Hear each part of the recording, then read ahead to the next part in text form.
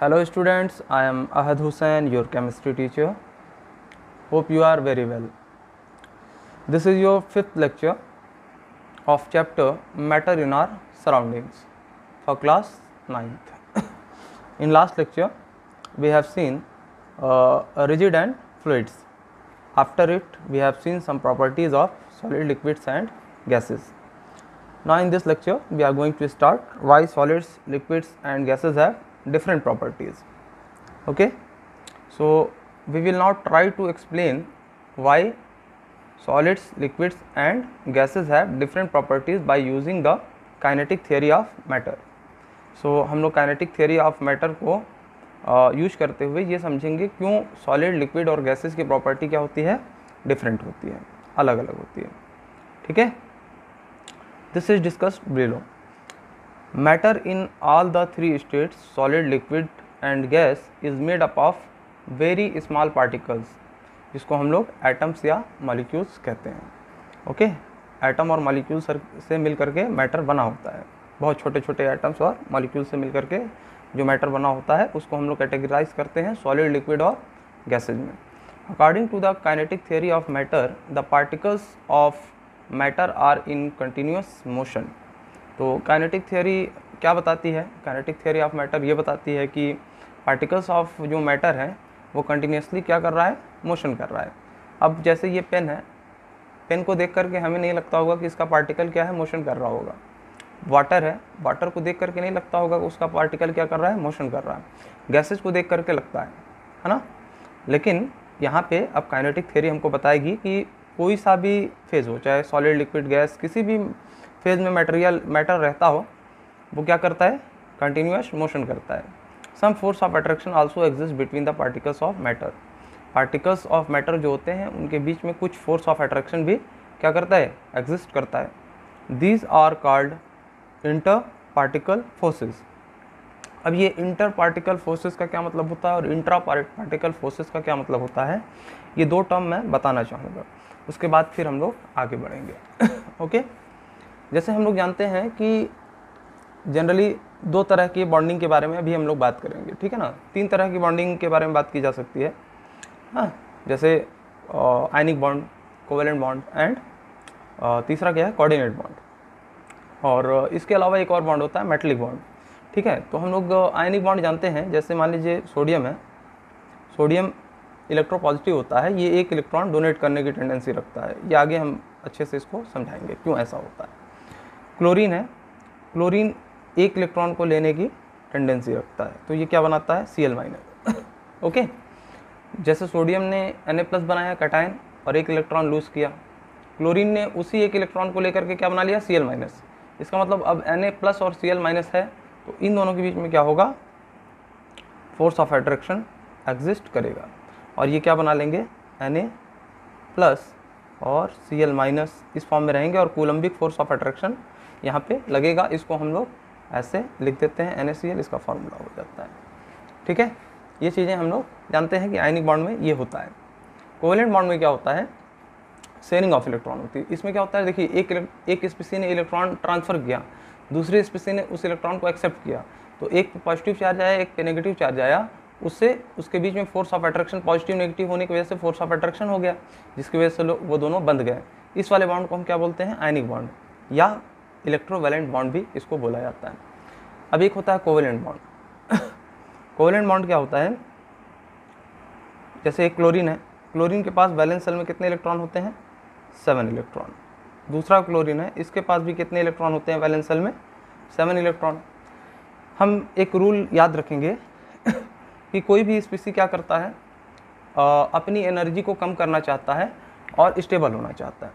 ठीक है ना, तो एटम्स या जो भी आयंस वगैरह हैं वो कैसे स्टेबल होंगे, जब इनका वैलेंस सेल में ऑक्टेट कंप्लीट हो जाए, है ना. मतलब 8 इलेक्ट्रॉन अगर इनके वैलेंस सेल में हैं तो ये स्टेबल हैं. तो इसके पास देखिए कितने हैं, क्लोरीन का एटॉमिक नंबर तो 17 होता है, इसके पास टोटल 17 इलेक्ट्रॉन होते हैं, लेकिन वैलेंस सेल में कितने इलेक्ट्रॉन होते हैं, 7. तो ये ऑक्टेट कंप्लीट यानी 8 इलेक्ट्रॉन रखना चाहता है. तो ये दूसरे वाले क्लोरीन से कहता है कि तुम मुझे 1 इलेक्ट्रॉन दे दो तो मेरा 8 इलेक्ट्रॉन पूरा हो जाएगा और मैं स्टेबल हो जाऊँगा. ये क्या कहता है, तुम मुझे 1 इलेक्ट्रॉन दे दो, मेरा 8 इलेक्ट्रॉन कंप्लीट हो जाएगा और मेरा क्या हो जाएगा, स्टेबिलिटी हो जाएगी. तो दोनों के बीच में समझौता होता है, बात नहीं बनती है, तो दोनों कहते हैं अच्छा चलो एक इलेक्ट्रॉन तुम अपना आगे बढ़ाओ, तो ये क्लोरीन आगे बढ़ाता है और ये भी क्लोरीन क्या करता है, आगे बढ़ाता है ना, दोनों बीच में रख देते हैं। अब इस वाले इलेक्ट्रॉन दोनों पे इसका अधिकार है और इसका भी अधिकार है, ठीक है ना। देखिए ये 6 तो इसके हैं अपने खुद के, ये 6 अपने इसके खुद के हैं, ये दोनों शेयर्ड हैं, ये दोनों के हैं, है ना। जैसे आप कोई बिजनेस करें अपने फ्रेंड के साथ मिल करके, तो मान लीजिए आपने 5 लाख लगाया और आपके फ्रेंड ने 5 लाख लगाया, तो 10 लाख में कोई बिजनेस स्टार्ट हुआ, तो आपका कोई रिश्तेदार आएगा या कोई बाहरी कोई पूछेगा कि किसका है ये, जो मतलब आपने बिजनेस या शॉप आपने खोली, तो ये किसकी शॉप है, तो जाहिर सी बात है आप बोलेंगे कि ये मेरी है। और आपके दोस्त से अगर कोई पूछेगा तो क्या कहेगा वो, कि मेरी है। उसी तरीके से यहाँ पे कोवेलेंट बॉन्ड में ये इलेक्ट्रॉन इसका भी है और इसका भी है। देखिए अब इससे क्या हुआ कि 2 2 4 2 6 2 8, 8 इलेक्ट्रॉन इसके भी हो गए, 2 2 4 2 6 2 8, 8 इलेक्ट्रॉन इसके भी हो गए। अब यहाँ पे क्या बना, कोवेलेंट बॉन्ड बना, ठीक है। इस तरीके से रहेगा और इसको हम लोग ऐसे देखते हैं Cl2 के फॉर्म में, गैसियस होता है ये। अब इतना कहने का मतलब ये हमारे कि हमको आयनिक बॉन्ड और कोवेलेंट बॉन्ड यहाँ नहीं समझाना है, क्योंकि एटम्स एंड मॉलिक्यूल में हम लोग इसको अच्छे से पढ़ेंगे।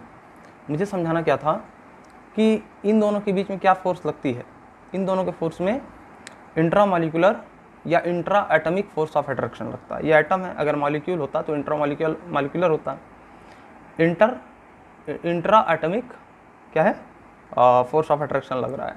तो इंटर एटमिक क्या होता है, इंटर एटमिक मान लीजिए जैसे H2O है ना, तो पानी में एक H2O तो होता नहीं है, बहुत सारे H2O होंगे, है ना, ढेर सारे H2O के मॉलिक्यूल होंगे, तो सबका आपस में कुछ फोर्स ऑफ अट्रैक्शन लगता है। आगे मैं समझाऊंगा कुछ इन लोगों के बीच में कुछ हाइड्रोजन बॉन्डिंग टाइप का होता है ना।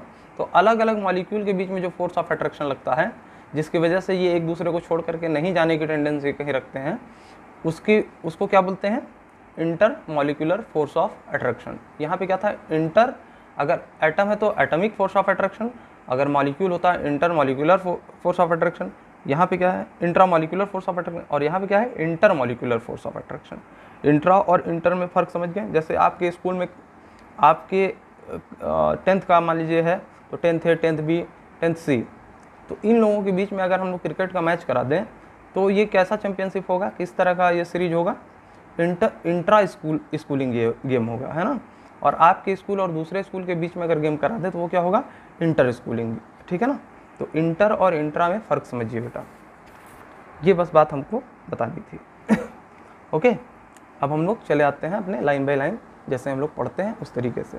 जो एक्स्ट्रा हम बातें समझाते हैं वो कुछ बच्चों को अगर नहीं भी समझ में आती है तो वो एक्स्ट्रा है बेटा, वो आप लोग की नॉलेज बूस्ट करने के लिए होता है बस, ठीक है। जो हम पेन और पेपर उठा के यूज़ करते हैं, वैसे आपके 9th में सफिशिएंट चीज़ें यहाँ दी हुई हैं। अगर वो चीज़ भी आप समझ जाते हैं तो आप समझिए कि आप साइंस पढ़ने के लिए एकदम योग्य हैं, है ना। मेरी 70-80% बातों को भी अलग से अगर आप समझते हैं तो आप समझिए कि आपका साइंटिफिक माइंड है। अन्यथा इतना तो पढ़ करके आप लोग स्कूल में अपने अच्छे से अच्छे मार्क्स लाएंगे, ठीक है। इसके लिए आप टेंशन मत लीजिए। Some force of attraction also exist between the particles of matter, these are called inter particle force of attraction. अब दो अलग अलग पार्टिकल के बीच में अगर फोर्स ऑफ अट्रैक्शन लगता है तो उसको हम लोग क्या कहते हैं, इंटर पार्टिकल फोर्सेज। बात समझ में आई। अब मुझे इतना लंबा चौड़ा बताने का क्या मतलब था, बस ये वर्ड समझाना था। Okay, the force of attraction tend to hold the particles together and control their movement. The interparticle forces of attraction are the maximum when the particles are closer, मतलब close together। जब पास पास रहते हैं तो intermolecular force of attraction सबसे ज़्यादा होता है। दो पार्टिकल के बीच में तो inter particle force of attraction लगेगा ही लगेगा, लेकिन जब ज़्यादा पास होंगे तो क्या होगा, फोर्स ऑफ अट्रैक्शन बढ़ जाएगा। ये किसके केस में होता है, सॉलिड के केस में पार्टिकल बहुत पास पास होते हैं, लिक्विड के केस में थोड़ा दूर होते हैं, और गैसेस के केस में बहुत दूर होते हैं। तो अब आप इस चीज़ को समझ चुके होंगे कि मैं कहना क्या चाह रहा हूँ। सॉलिड के पास inter particle force of attraction सबसे ज़्यादा होता है, और लिक्विड के पास उससे कम होता है, और गैसेस के पास सबसे कम होता है inter particle force of attraction. As the distance और space between the particles of matter increases, the force of attraction between them decreases. अब इसको मैं एक तरीके से और बता सकता था, है ना। फोर्स ऑफ अट्रैक्शन, जब फोर्स का हम लोग फार्मूला देखते हैं, आगे चल के पढ़ेंगे तो 11th 12th में ये सब आएगा कि जो कूलम्बिक फोर्स ऑफ अट्रैक्शन होता है वो 1/4 pi epsilon not Q1 Q2 upon R square होता है। मतलब R क्या है, रेडियस है ना, मतलब डिस्टेंस है। तो डिस्टेंस के इन्वर्सली प्रोपोर्शनल है, यानी कि डिस्टेंस जितना दो पार्टिकल के बीच में बढ़ेगा फोर्स ऑफ अट्रैक्शन उतना घटेगा, या डिस्टेंस जितना कम होगा दो पार्टिकल के बीच में फोर्स ऑफ अट्रैक्शन उतना ही ज़्यादा होगा। ओके, ये सब वैल्यू याद करने की जरूरत नहीं है अभी आपको। 1/4 pi epsilon not Q1 Q2 upon R square, ये सब चीज़ें आप आगे ही जरूरत पड़ेगी, अभी नहीं। ठीक है ना, बस ये जान लीजिए कि डिस्टेंस घटेगा दो पार्टिकल के बीच में तो फोर्स ऑफ अट्रैक्शन बढ़ेगा, डिस्टेंस बढ़ेगा दो पार्टिकल के बीच में तो फोर्स ऑफ अट्रैक्शन घट जाएगा। ठीक है, किस तरह का फोर्स ऑफ अट्रैक्शन होता है दो पार्टिकल के बीच में? Inter particle force of attraction होता है। द मूवमेंट ऑफ पार्टिकल्स और काइनेटिक एनर्जी ऑफ पार्टिकल्स, तो जो मूवमेंट होता है उसको हम लोग किस चीज़ से हम लोग एक्सप्लेन करते हैं? काइनेटिक थियोरी हम लोग पढ़ते हैं ये 11th और 12th में, ठीक है, अच्छे से। तो अभी के लिए ये कंफ्यूज मत होइएगा सर कि बहुत ज़्यादा प्रॉब्लम कर रहा है, ये क्या है, काइनेटिक एनर्जी क्या है? कुछ नहीं है बेटा, बस समझ लीजिए कि मूवमेंट हो रही ना तो काइनेटिक एनर्जी की वजह से ही हो रही है। जैसे आपके पास पोटेंशियल एनर्जी क्या होती है, कोई सिस्टम मतलब रेस्ट पे है और आपके जो स्टैंडर्ड लेवल है उससे ऊपर है तो उसके पास क्या होगा, थोड़ा पोटेंशियल एनर्जी होगा। और कोई चीज़ मूव कर रहा है तो उसके पास काइनेटिक एनर्जी होगा। बात समझ में आ रही है? तो द मूवमेंट ऑफ पार्टिकल और kinetic energy of particle can be changed by heating the matter और कूलिंग इट। तो मान लीजिए जैसे कोई पार्टिकल है, कोई गैस ही है, अगर उसको हम हीट करने लगे तो उसकी काइनेटिक एनर्जी बढ़ जाएगी तो उसकी मूवमेंट तेज़ हो जाएगी। अगर हम कूल कर देंगे तो उसकी काइनेटिक एनर्जी कम हो जाएगी और उसका मूवमेंट भी कम हो जाएगा। ठीक है ना, higher the temperature greater is the movement of particles. अगर टेम्परेचर ज़्यादा होगा तो मूवमेंट पार्टिकल्स का क्या होता है, ग्रेटर होता है। We can now say that the following properties of particles determine the physical state of matter. हम ये कह सकते हैं कि जो आने वाली सारी प्रॉपर्टीज़ हैं वो फिजिकल स्टेट ऑफ मैटर को डिटरमाइन करेगी, बताएगी है ना, तय करेगी। That is the following properties of particles decide whether a given substance will exist as solid, liquid और गैस। ये सारी प्रॉपर्टी बताएगी हमको कि कोई जो है मैटर है वो सॉलिड होगा, लिक्विड होगा या गैस होगा। ओके, जो सब्सटेंस हम लेंगे वो किस फेज़ में एग्जिस्ट करेगा, सॉलिड, लिक्विड या गैस। ये सारी प्रॉपर्टी पढ़ने के बाद आप लोग इस चीज़ को अंडरस्टैंड करने के एबल हो जाएंगे। तो फर्स्ट प्रॉपर्टी क्या है, द स्पेसेस और डिस्टेंस बिटवीन द पार्टिकल। तो पहला फैक्टर है वो क्या है, the spaces between the particle. इसके बेसिस पे हम लोग डिफाइन कर सकते हैं। ठीक है, द स्पेसेस और distance between the particles are the minimum in solids, a little more in liquids and the maximum in gases. Solid में जो डिस्टेंस होती है दो पार्टिकल के बीच में वो सबसे कम होती है और उससे ज़्यादा, थोड़ा सा ज़्यादा किस में होता है, लिक्विड में होता है दो पार्टिकल के बीच में फोर्स ऑफ अट्रैक्शन, और सबसे कम किस में होता है, दो पार्टिकल के बीच में फोर्स ऑफ अट्रैक्शन गैसेज में होता है। तो पहला हमारा फैक्टर क्या हो गया जिससे हम डिसाइड कर सकते हैं कि कोई सब्सटेंस सॉलिड है, लिक्विड है या गैस है। तो द स्पेस, उन दो पार्टिकल के बीच में स्पेस कितना है। ठीक है ना, जो सबसे माइन्यूट छोटा पार्टिकल होगा, जैसे ये तो बहुत बड़ा एक सॉलिड हो गया ना, इसके जब एकदम छोटे वाले पार्टिकल पे हम जाएंगे तो उसका दो पार्टिकल लेंगे, उन दोनों के बीच के फोर्स की बात कर रहे हैं। ठीक है, सेकंड क्या है फैक्टर जो कि हमें बताएगा कि कोई सब्सटेंस सॉलिड, लिक्विड या गैस है। देखिए, the force of attraction between particles. अब यहाँ पे स्पेस की बात हो रही थी, स्पेस ज़्यादा है तो क्या है, वो गैस है। स्पेस इंटरमीडिएट है तो लिक्विड है, और स्पेस बहुत कम है तो सॉलिड है। अब फोर्स ऑफ अट्रैक्शन की बात कर लेते हैं। ठीक है ना, दूसरा फैक्टर हो गया। डिस्टेंस देखिए अलग चीज़ है और फोर्स ऑफ अट्रैक्शन अलग चीज़ है। ये अलग बात है कि दोनों एक दूसरे पर डिपेंडेंट है। अगर डिस्टेंस ज़्यादा होगा तो फोर्स ऑफ अट्रैक्शन कम होगा, अगर डिस्टेंस कम होगा तो फोर्स ऑफ अट्रैक्शन ज़्यादा होगा। ये दोनों एक दूसरे पर डिपेंडेंट ही है लेकिन दोनों अलग अलग फैक्टर है ना। तो the force of attraction between the particle ये डिसाइड करेगा कि कोई भी सब्सटेंस सॉलिड है, लिक्विड है या गैस है। The forces of attraction between the particles और inter particle forces are the strongest in solid, less stronger in liquid and negligible in gases. कहने का मतलब ये है कि जो फोर्स ऑफ अट्रैक्शन होता है सबसे स्ट्रॉन्गेस्ट किस में होता है, सॉलिड्स में। थोड़ा सा लेस स्ट्रॉन्ग किस में होगा, लिक्विड में, है ना। और गैसेज में तो नेग्लिजिबल होता है, मतलब ना के बराबर होता है। गैसेज में दो पार्टिकल्स के बीच में फोर्स ऑफ अट्रैक्शन नेग्लिजिबल होता है, ना के बराबर होता है। अब तीसरा फैक्टर देख लेते हैं, the amount of movement of particle. ये भी डिसाइड करेगा कि कोई सब्सटेंस सॉलिड है, लिक्विड है या गैस है, ठीक है।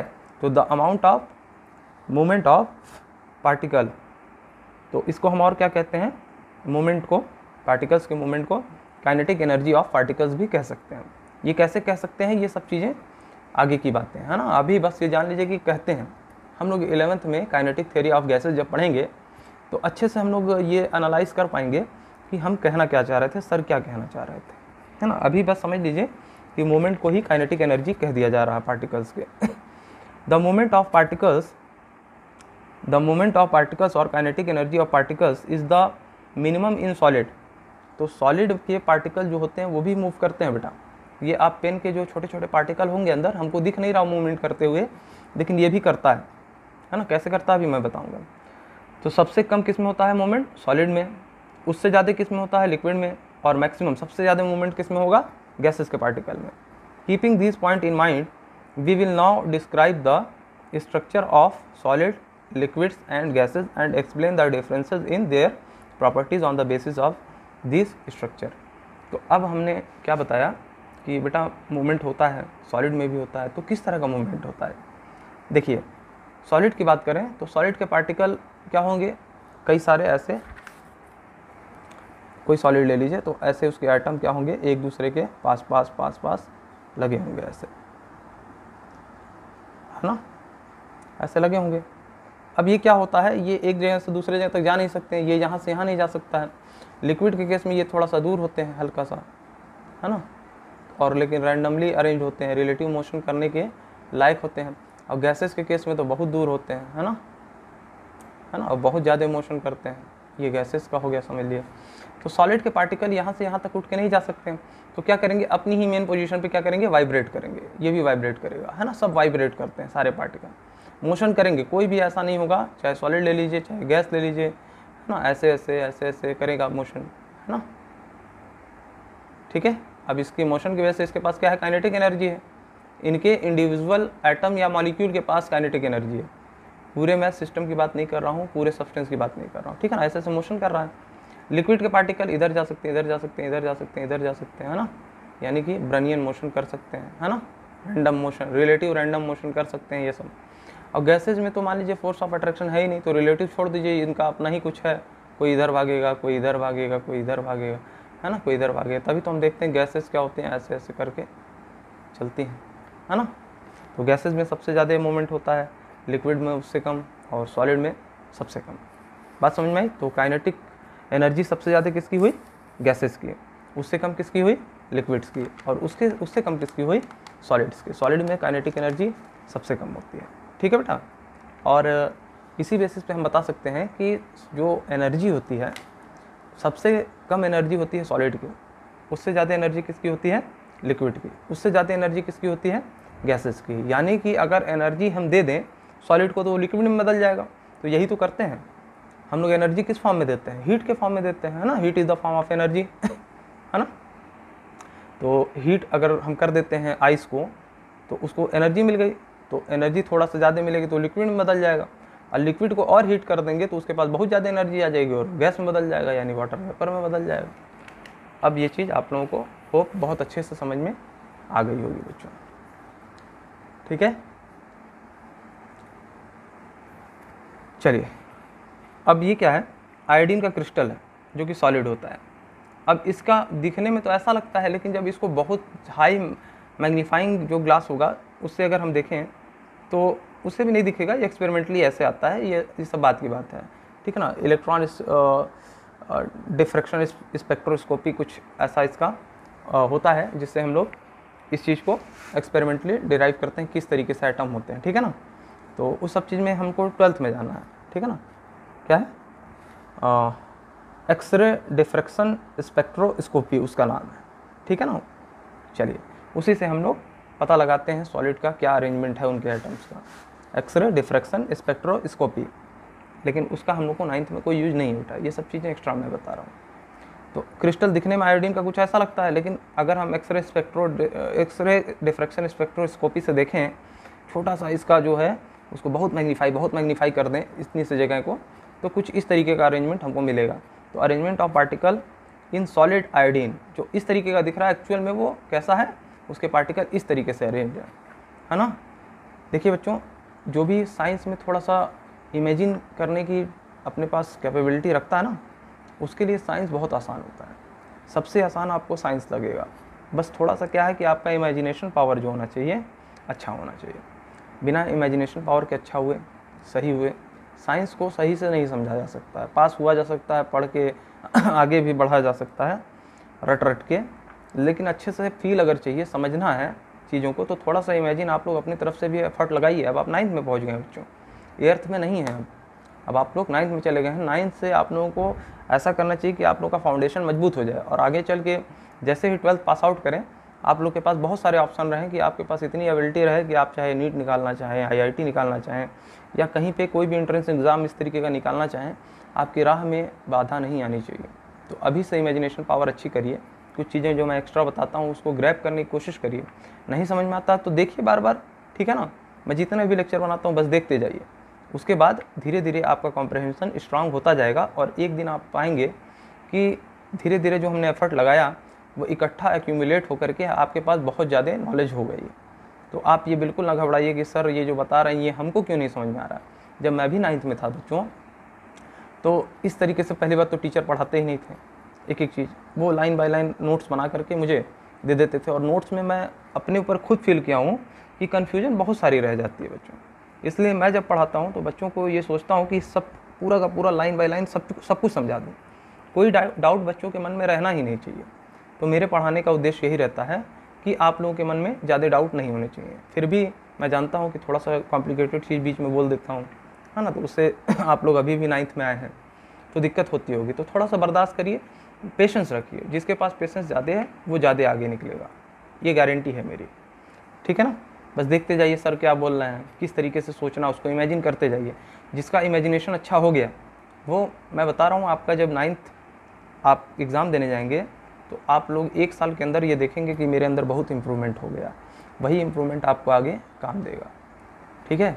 आप याद करेंगे इस लाइन को, मेरे इस वर्ड को, कि मैं ये जो कह रहा हूँ 1 साल के बाद आप अपने आप को पाएंगे कि मैं अब कुछ भी समझने के एबल हो चुका हूँ, योग्य हो चुका हूँ। बस आप लोग ध्यान से देखते जाइए, इमेजिन करते जाइए चीज़ों को। अच्छा, ये देखिए ब्रोमीन वेपर होता है। हम लोग पहले ही एक्सपेरिमेंट में देखे थे कि ब्रोमीन वेपर जो होता है वो रेडिश ब्राउन कलर का होता है, ठीक है ना। तो इस तरीके का कुछ दिखता है हमको, है ना। और क्या है ये, ब्रोमीन लिक्विड है, ठीक है। लेकिन इसके पार्टिकल को जब हम लोग बहुत ही हाई मैग्नीफाइंग ग्लास से देखें, या एक्सपेरिमेंटली हम जब देखें इसको, ठीक है ना, हाई मैग्नीफाइंग ग्लास से भी ये सब चीज़ें इतनी आसानी से दिखने वाली नहीं है बच्चों, है ना। ये एटम्स वगैरह जो होते हैं बहुत छोटे साइज होते हैं, 10⁻⁻18 के मैग्नीट्यूड के रेंज में आते हैं ये सब, है ना। अब ये सब मैं बात नहीं बोलना चाहता था, बोलने की बातें बहुत कुछ है। अभी सर आप लोग के मन में ये पहुँच जाएगा कि सर 10⁻⁻18 का मैग्नीट्यूड क्या होता है ना।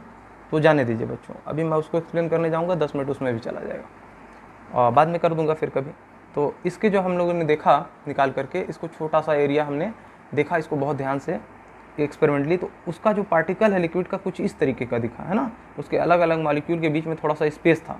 ऐसे दिखने में तो कुछ स्पेस नहीं लग रहा, लेकिन बाद में मैंने देखा जब एक्सपेरिमेंटली, तो यहाँ पे कुछ स्पेस आया।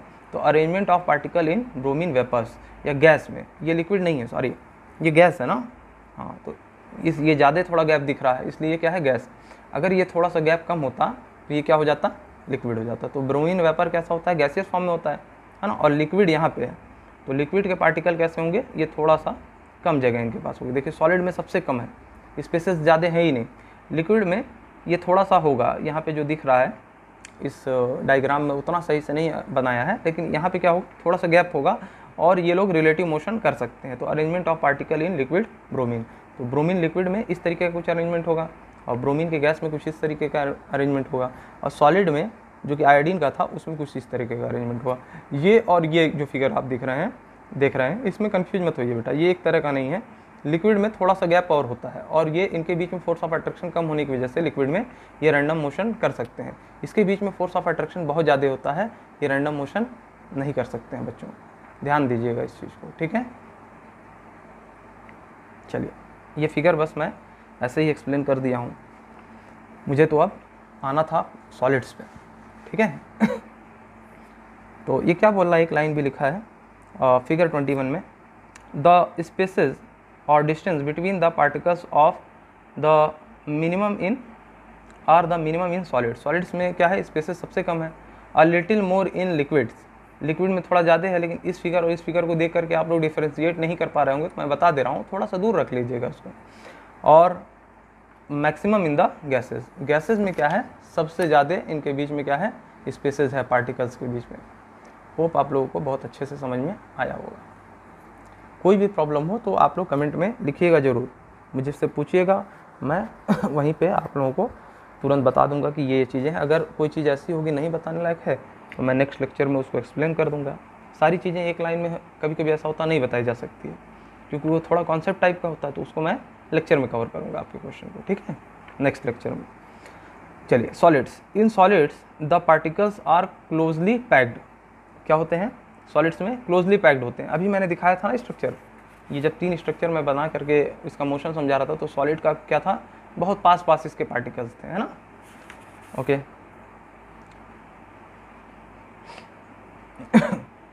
There is a strong force of attraction between the particles of a solid which holds them together in fix position.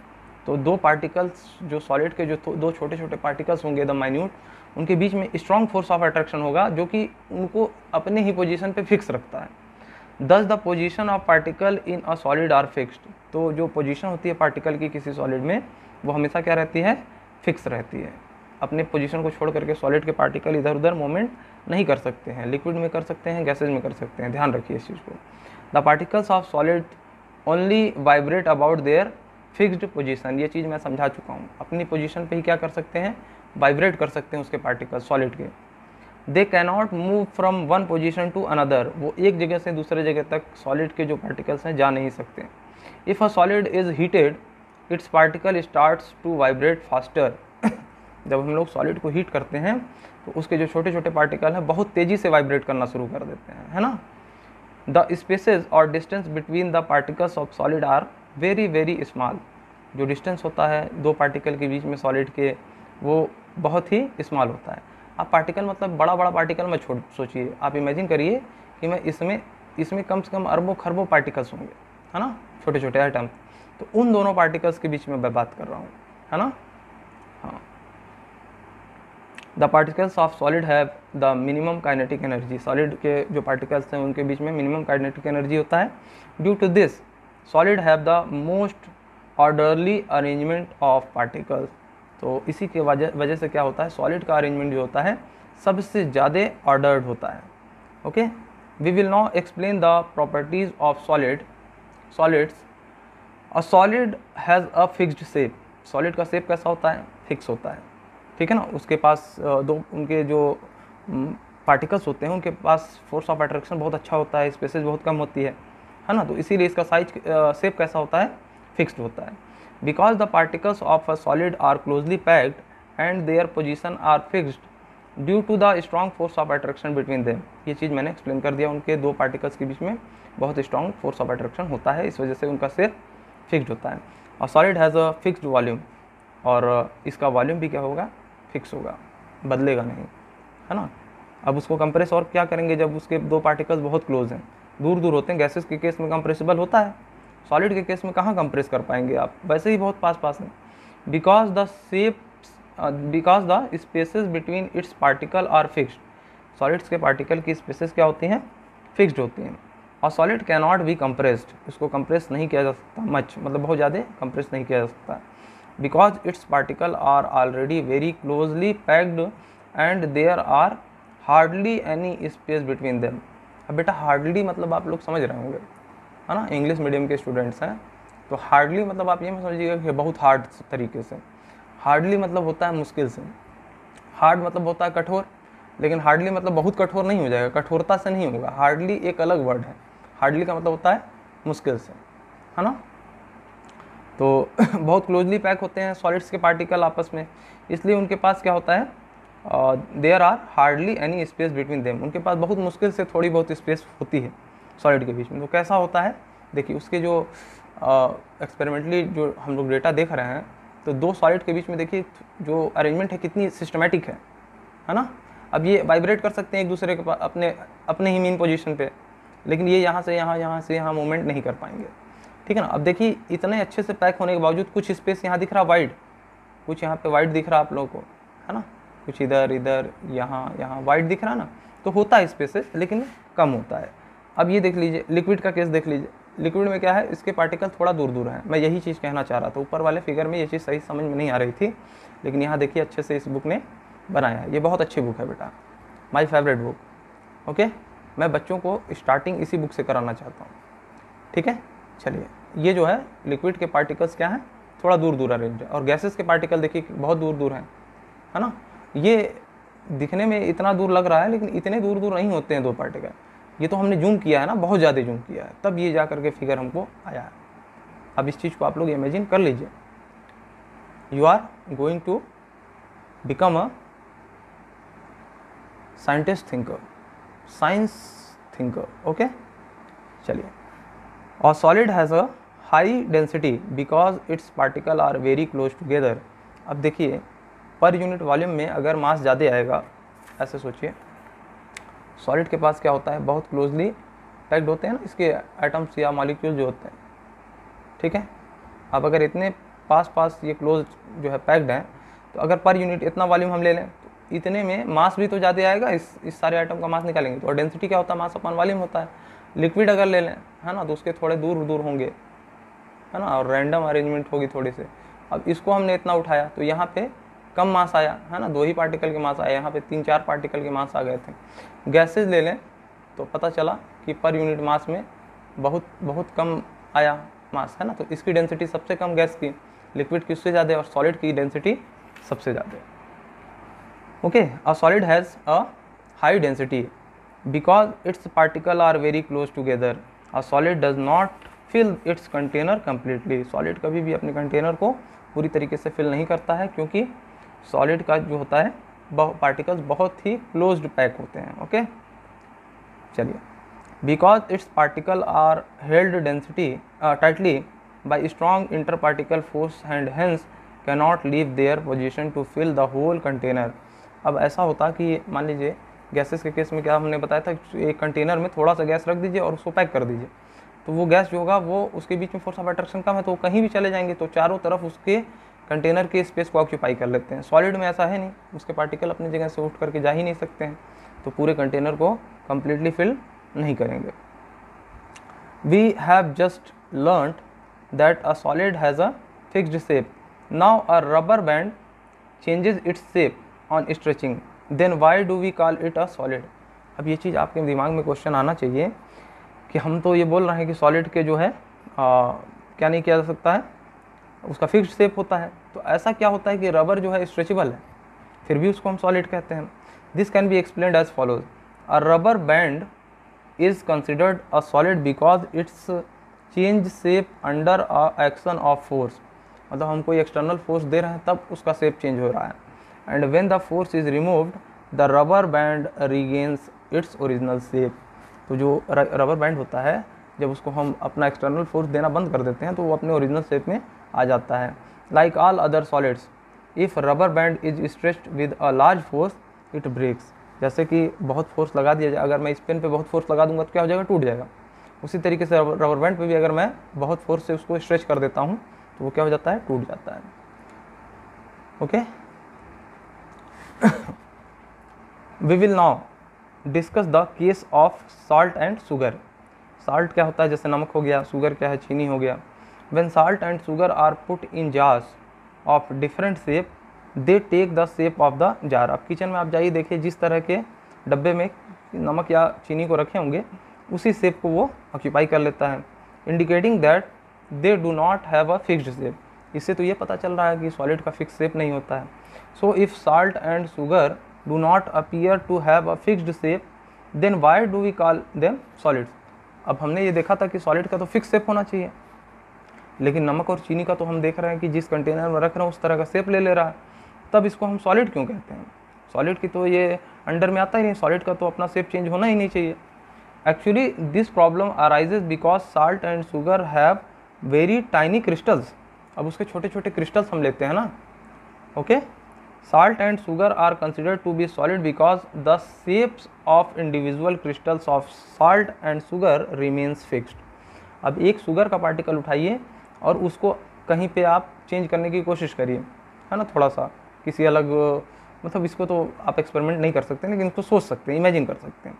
अब उस शुगर का पार्टिकल जो छोटा सा शुगर क्यूब होगा वो अपना पोजीशन या अपने शेप को चेंज नहीं करता है, even when they are put in jars of different shape, ठीक है ना। वो किसी भी तरह के शेप के जार में रख दीजिए, जो इंडिविजुअल एक नमक का जो पार्टिकल होगा या एक शुगर का जो पार्टिकल होगा उसका शेप चेंज नहीं होता। हाँ, पूरा इंटायर अब लेंगे तो हो सकता है, उसमें कोई प्रॉब्लम नहीं है, वो सॉलिड की डेफिनेशन से अलग नहीं होगा, ठीक है ना। इंडिविजुअल वन पार्टिकल्स की बात जब होती है तो ये मैटर नहीं करता है। आप लोगों को अच्छे से समझ में आया होगा। अगर कोई प्रॉब्लम आ रही है तो ज़रूर राइट करिएगा, मैं उसको और सिंपल वे में एक्सप्लेन करूँगा। पढ़ाई हमेशा बेटा सिंपल वे में करनी चाहिए, मैं बहुत कॉम्प्लिकेटेड वर्ड्स यूज करूँ, है ना, तो वो चीज़ आपको बहुत ज़्यादा समझ में नहीं आएगी, क्या फ़ायदा होगा, है ना। मैं बहुत अच्छा पढ़ा सकता हूँ, मैं बहुत इंग्लिश में ही बोल रहा हूँ पूरा का पूरा वर्ड्स, कई बच्चे उसको समझ ही नहीं पा रहे हैं, तो कोई फ़ायदा नहीं। मैं एकदम सिंपल लैंग्वेज में बोल रहा हूँ और सब कोई समझ जा रहा है, तो वो इफ़ेक्टिव स्टडी होती है बच्चों। तो लैंग्वेज जो स्ट्राइक करें उसी लैंग्वेज में चलना चाहिए। आप लोग कहेंगे तो मैं पूरा का पूरा इंग्लिश में एक्सप्लेन करूँगा हर कुछ, मुझे कोई दिक्कत नहीं है, ठीक है ना। मैं दोनों तरह से पढ़ाता हूँ। अगर आप लोगों को मेरी इस तरीके से एक्सप्लेन करने वाली टेंडेंसी थोड़ी भी अगर आपको नहीं अच्छी लगती है तो आप बताइएगा, मैं पूरा का पूरा इंग्लिश में ही एक्सप्लेन कर डालूँगा, ठीक है। ये मेरे लिए कोई प्रॉब्लम की बात नहीं है, आप लोग अपना डिसाइड कर लीजिए। मुझे ऐसा लगता है कि इस तरीके से बच्चों को पढ़ाना ज़्यादा इफेक्टिव साबित होगा। चलिए, we have also learn that solids can not be compressed much, solid को हम लोग ज़्यादा कंप्रेस नहीं कर सकते हैं। Now sponge can be compressed easily. अब देखिए, एक जो स्पॉन्ज होता है, स्पॉन्ज समझते हैं जिसको ऐसे प्रेस किया जा सकता है, स्पॉन्ज ही होता है जो जिसका गद्दा वगैरह बनता है घर में, है ना, बेड्स, जो बेड्स पे लगता है गद्दा वगैरह, है ना, उसकी हम बात कर रहे हैं। तो वो स्पॉन्ज होता है, उसको लेकिन हम लोग क्या कर सकते हैं, कंप्रेस कर सकते हैं। और हम जानते हैं कि सॉलिड को तो कंप्रेस किया नहीं जा सकता, सॉलिड्स ऐसी डेफिनेशन है कि उसकी जो है कंप्रेसिबिलिटी नेग्लिजिबल होती है। तो हम लोग, so why do we call sponge a solid, sponge को हम लोग सॉलिड क्यों कहते हैं जब उसको हम कंप्रेस कर सकते हैं। This can be explained as follows, a sponge is considered to be a solid because its compressibility is due to the presence of minute pores in it। अच्छा, उसमें कंप्रेसिबिलिटी क्यों आ जाती है जो स्पंज होता है, क्योंकि उसके जो पार्टिकल्स होते हैं उसके बीच में क्या होता है, होल होता है ना, होल होता है, वो उसकी उसी तरीके से शेप बनाया ही जाता है, in which they are filled with air. अब उस होल में एयर फिल्ड होता है। When we press the sponge, जब हम स्पॉन्ज को प्रेस करते हैं, air is expelled out, air बाहर आ जाती है, air is expelled from its hole, उसके होल से, स्पॉन्ज के जो छोटे छोटे होल्स होते हैं उससे बाहर आ जाती है, मेकिंग इट हाईली कंप्रेसिबल, जो कि उसको कैसा बना देती है, बहुत ही हाईली कंप्रेसिबल बना देती है। ओके, टाइम तो बच्चों थोड़ा सा ज़्यादा हो गया। ओके, चलिए, अगर आप सॉलिड अच्छे से समझ में आ गया तो लिक्विड और गैसेस में नेक्स्ट लेक्चर में कवर कर दूंगा, जल्दी जल्दी थोड़ा सा कर दूंगा। अभी जब चीज़ें स्टार्ट करिए तो थोड़ा सा टाइम ज़्यादा लगता है, लेकिन जब बच्चे थोड़ा सा समझदार हो जाते हैं तो उस चीज़ों को थोड़ी सी तेज़ी में ला करके कवर कराया जा सकता है, ठीक है। घबराइए नहीं बच्चों, आपका ऐसा नहीं होना है कि कोर्स आप लोगों को धीरे धीरे चल रहा है, ऐसी कोई बात नहीं, आप लोग समझते चलिए, मैं स्पीड बढ़ा दूँगा, है ना। जब आप लोग की समझ थोड़ी उस लायक हो जाएगी, मुझे अच्छे से, मैं जब क्वेश्चन वगैरह करूँगा, आप लोगों के आंसर सही से आने लगेंगे तो मैं समझ जाऊँगा कि आप लोगों की स्पीड अब बढ़ाने लायक हो गई है, मैं बढ़ा दूंगा। फिर हो सकता है कि मैं सारे लाइंस ना पढूं, कुछ लाइन को स्किप करके मेन पॉइंट को समझा करके भी आगे बढ़ जाऊंगा, ठीक है ना।